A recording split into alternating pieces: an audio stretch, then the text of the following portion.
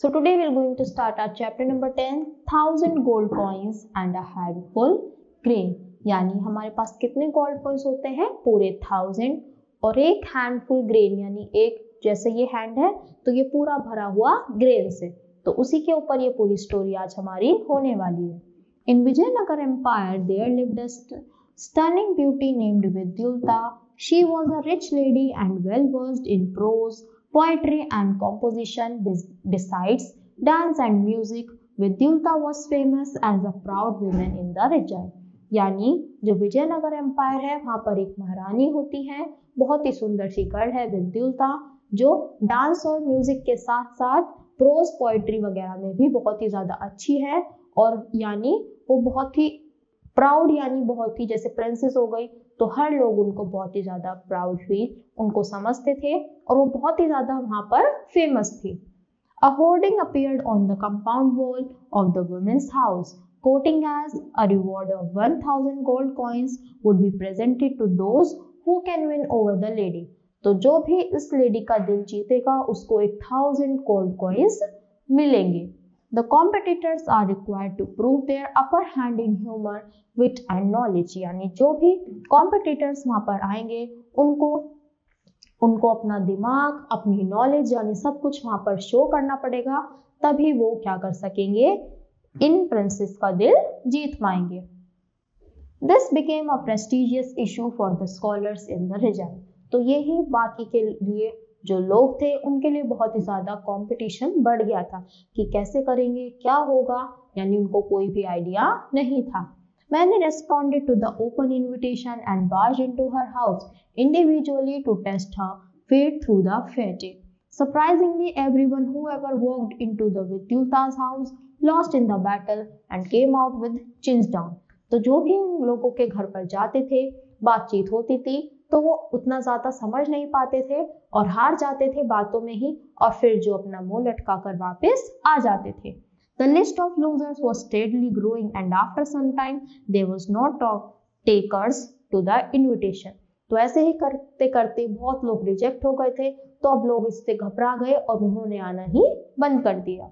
Days were passing like this. ऐसे ही जो समय है वो बीतता गया. One morning a vendor with a load of firewood on his head started shouting in front of her house.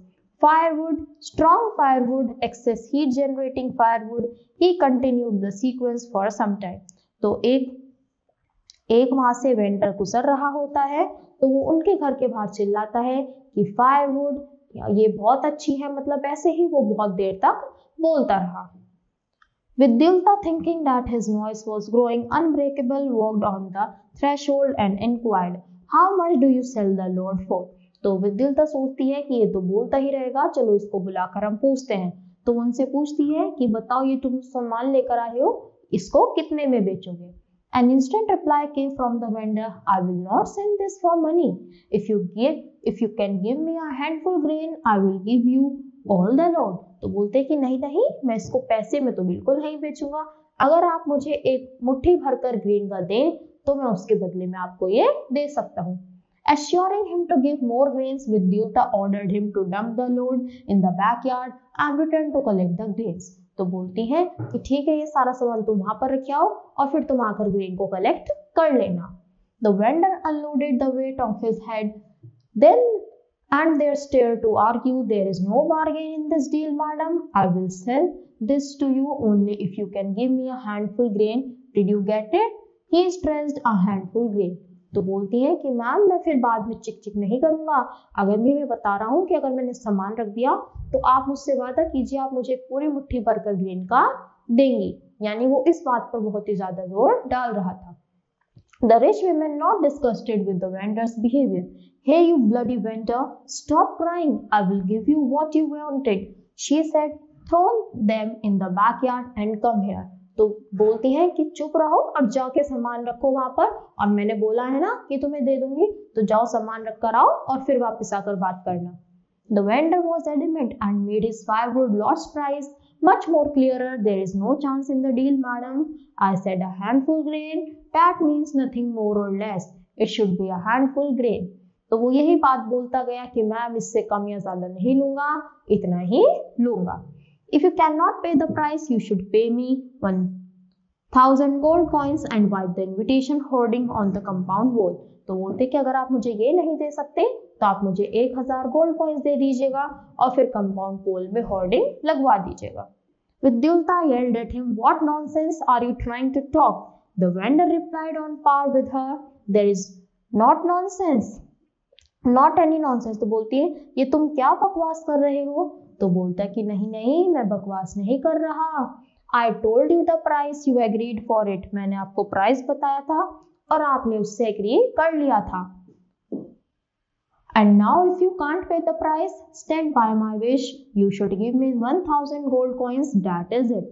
तो बोलती है कि जैसा कि आप अगर उसको अफोर्ड नहीं कर सकती तो आप मुझे अब 1,000 सोने के सिक्के दे दीजिए क्योंकि आपने बोला था और अब आपको देने ही पड़ेंगे. यही बात है. The fire broke out between Vidyulta and the firewood vendor. तो देखो उन दोनों के बीच में इतनी ज्यादा बातें चलने लगी कि एक बहुत ही भयंकर लड़ाई हो गई.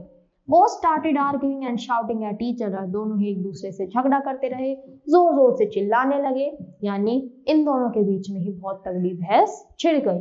The local people started gathering in front of the house to witness and know what is happening and why is the lady was having a tiff with an ordinary vendor. तो बाकी लोग भी आने लगे कि क्या हो रहा है, इतनी लड़ाई क्यों हो रही है और ये जो लेडी है ये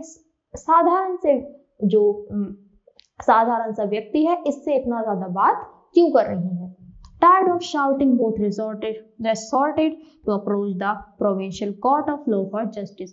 तो दोनों बात करके थक जाते हैं और ये डिसाइड करते हैं कि हमें कोर्ट पर जाना चाहिए.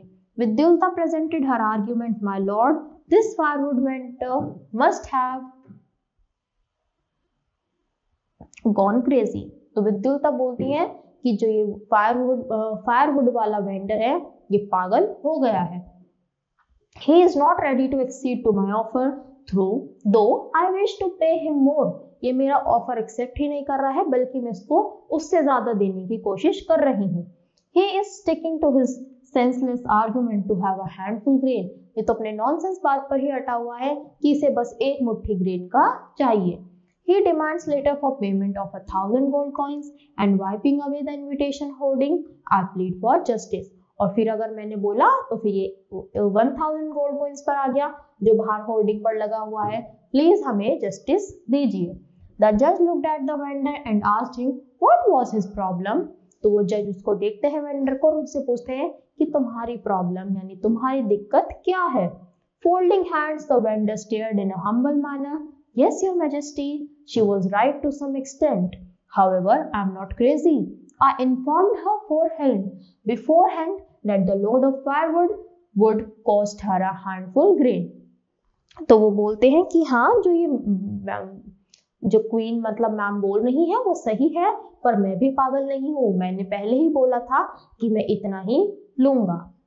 He continued innocently, "When I was clear about a handful grain, she must have understood that I needed handful of grains.